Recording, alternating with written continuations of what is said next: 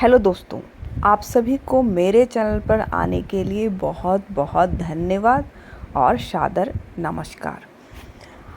आज हम जानेंगे भक्ति काल की पृष्ठभूमि के बारे में। उस समय सामाजिक पृष्ठभूमि, आर्थिक पृष्ठभूमि और दार्शनिक पृष्ठभूमि कैसी थी और राजनीतिक पृष्ठभूमि कैसी थी। तो सबसे पहले हम भक्ति काल के विकास के चरणों को हम दो भागों में बांट सकते हैं। तो पहला चरण है दक्षिण भारत का भक्ति आंदोलन आता है, जिसे हम 6ठी से 13वीं शताब्दी तक मानते हैं। उसके बाद दक्षिण भारत से विकास, भक्ति काल का विकास उत्तर भारत की ओर हुआ, जिसकी समय सीमा 13वीं शताब्दी के बाद से 17वीं शताब्दी तक है। रामचंद्र शुक्ल ने भक्ति काल का समय सन 1318 से 1643 ईस्वी के बीच में माना है। उसमें सामाजिक पृष्ठभूमि थी, कैसी थी उसके बारे में हम जानेंगे। उसमें जाति व्यवस्था, हिंदुओं में ऊंच नीच और छुआछूत चरम सीमा पर था। मुस्लिम समाज में भी नस्ल और जाति वर्गों में विभाजित रहा। स्त्रियों की स्थिति बहुत ही खराब थी, उपेक्षित शिक्षा और स्वतंत्रता से वंचित थे। धार्मिक कट्टरता थी। हिंदू समाज मूर्ति पूजा, कर्मकांड, पाखंड काफ़ी था। और मुस्लिम शासक जो थे वो जजिया कर मंदिर विध्वंस कर देते थे और उनमें असहिष्णुता थी। वे हिंदुओं को देखना नहीं चाहते थे और अपने धर्म को बढ़ाना चाहते थे।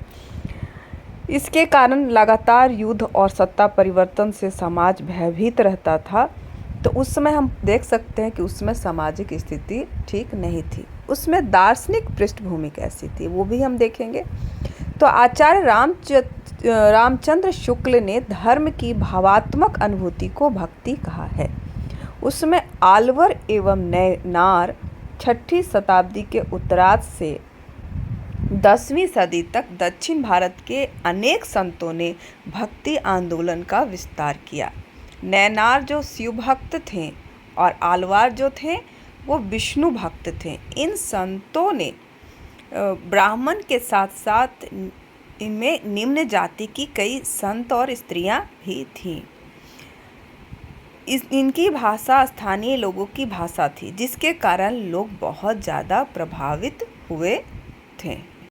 तो हम देखेंगे कि जितना भी उस समय जो भक्ति आंदोलन हुआ उसमें नीची जाति के लोगों ने भी उसमें जुड़े। तो उस समय धीरे धीरे वो ब्राह्मणवाद धीरे धीरे हटने लगा। 8वीं-9वीं सदी में शंकराचार्य ने पुराण और वेदों की महत्ता स्थापित करने के लिए मुख्य भूमिका निभाई। उन्होंने अद्वैतवाद का सिद्धांत दिया, जिसमें ब्रह्म सत्य है, जगत मिथ्या है और आत्मा परमात्मा ही वह है, इससे भिन्न नहीं है। मतलब आत्मा और परमात्मा एक है। उन्होंने इसका उपदेश दिया और शंकराचार्य ने जाति प्रथा को बढ़ावा दिया। तो वैष्णव जो आचार्य थे रामानुजाचार्य ने आलवरों की भक्ति को दार्शनिक आधार प्रदान किया। उनके मत को विशिष्टता द्वैतवाद के नाम से जाना जाता है। रामानुज ने भक्ति के वेदों की परंपरा के साथ जोड़ने का प्रयास किया। उनके मत में भक्ति का मार्ग सब वर्गों के लिए खुला था। उनके शिष्य राघवानंद और रामानंद ने इस भक्ति परंपरा को आगे बढ़ाया और सभी वर्गों को भक्ति आंदोलन में शामिल किया। तो यहाँ पर हम देखते हैं कि यहाँ दो प्रकार के भक्ति आंदोलन हो रहे थे। एक तो पहला जो निम्न जातियों को भी इस भक्ति आंदोलन में शामिल कर रहे थे और दूसरे प्रकार के शंकराचार्य जो ब्राह्मणवाद और जाति प्रथा को बढ़ावा दे रहे थे। तो आगे हम बढ़ते हैं और है आर्थिक पृष्ठभूमि। तो उस समय की आर्थिक पृष्ठभूमि भी उतनी अच्छी नहीं थी। किसान जो थे वो अर्थव्यवस्था के रीढ़ थे, किंतु कर भार एवं युद्धों से संकटग्रस्त रहते थे और उन्हें अकाल का भी सामना करना पड़ता था। कई बार तो किसान लोग विद्रोह कर देते थे परंतु उनके विद्रोह को बुरी तरह कुचल दिया जाता था। इसीलिए तुलसीदास ने अपने साहित्य में ग्रामीणों समाज की दैन्य स्थिति का वर्णन किया है और कहा है, नहीं दरिद्र सम दुख जग माही।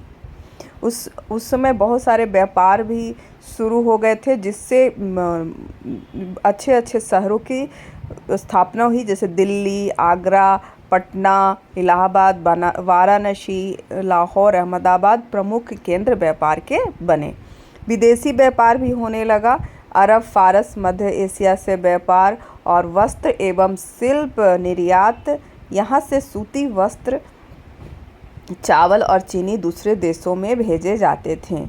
व्यापारी वर्ग आर्थिक रूप से काफ़ी संपन्न थे और उस समय शिल्प और उद्योग था। सूती, रेशमी वस्त्र, धातु एवं स्थापत्य कला का विकास हो चुका था बहुत अच्छे से, और चरखे और धुनकी का भी उपयोग उसी समय प्रारंभ हुआ था।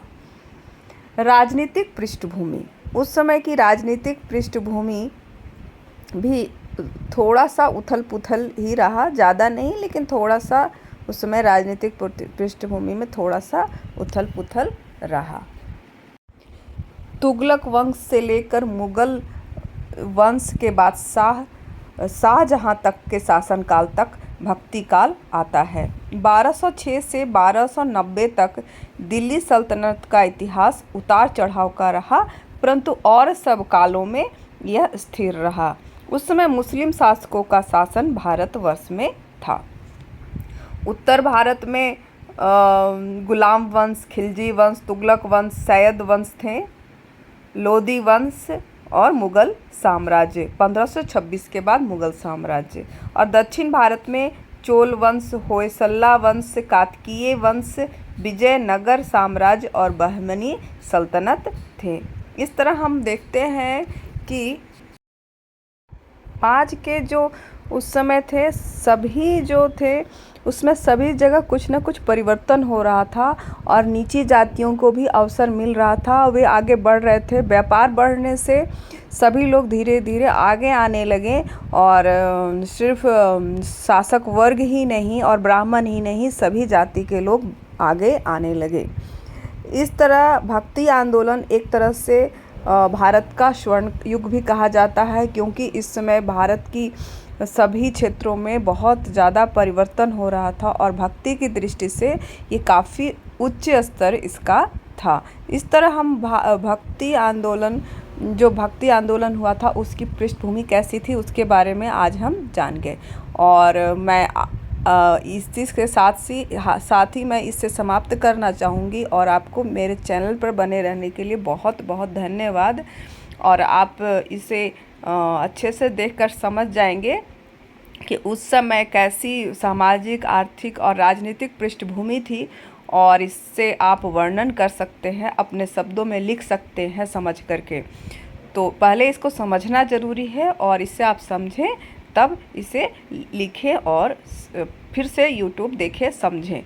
ठीक है, आपको मेरे चैनल बनने के लिए बहुत बहुत धन्यवाद।